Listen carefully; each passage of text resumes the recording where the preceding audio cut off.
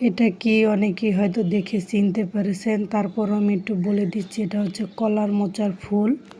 আর এই কলার মোচাটাকে আজকে আমি ভাজি করব। এর জন্য কলার মোচার ফুলের ভিতরে যে একটা সাদা শক্ত অংশ থাকে ওটাকে আমি ফেলে দিয়ে এটাকে এখন কেটে নেব। আর এগুলো একদম কুচি কুচি করে কেটে নিতে হবে। তারপর আমি এটাকে এখন পানি দিয়ে ভালোভাবে ধুয়ে নেব। আর এটাতে অনেক কষও থাকে, হাত দেখেন পুরো কালো হয়ে গেছে।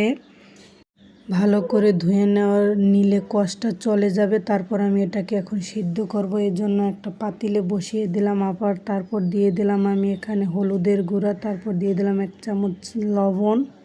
আর এই হলুদ আর লবণটা দিলে কালারটা ঠিক থাকবে এবং ভাজার সময় স্বাদটাও ঠিক থাকবে। এর জন্য আমি এটা দিয়ে এখন সিদ্ধ করে নেব। কলার মোচার ফুলটা আমার সিদ্ধ করা হয়ে গেছে। এখন আমি এটাকে ভাজি করে নেব। এর জন্য আমি চুলায় একটা কড়াই বসিয়ে দিলাম। আর কড়াইতে দিয়ে দিলাম পেঁয়াজ। পেঁয়াজটা আমার হালকা ভাজা হয়ে গেলে আমি দিয়ে দেব চিংড়ি মাছ। আর চিংড়ি মাছটা দিয়ে আমি হালকা একটু নাড়াচাড়া করে লাল লাল করে ভেজে নেব। যখন আমার চিংড়ি মাছটা ভাজা হয়ে যাবে তখন আমি দিয়ে দেব চিংড়ি মাছের যে মাথা বেটে রেখেছিলাম ওগুলো।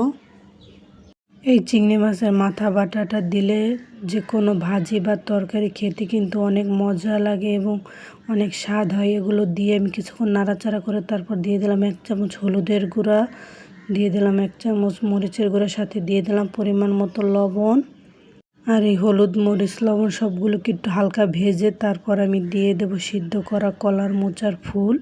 আর এটা দিয়ে আমি ভালোভাবে নাড়াচাড়া করে তারপর ভাজি করে নেব। যখন কলার মোচার ফুলের থেকে পানিটা শুকিয়ে আসবে তখন আমি দিয়ে দেব শুকনা মরিচ। আর এই শুকনা মরিচের ফাঁকিটা দিলে এটা স্বাদ এবং টেস্ট দুটোটাই ভালো হবে এবং খেতে অনেক মজাদার, ঘ্রাণটাও অনেক সুন্দর হয়।